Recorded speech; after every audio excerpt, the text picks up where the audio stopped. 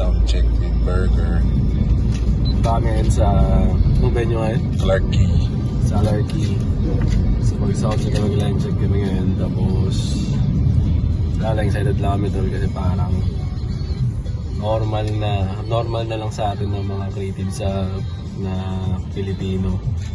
Na alam mo yun, sumasabak tayo sa ibang bansa, kumbaga ibang level ng game, ibang level ng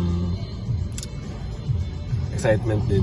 Kasi syempre unang-una sa lahat, di mo ka pa eh. Di mo alam kung anong gagawin mo, ibang lingwahe. Pero wala lang.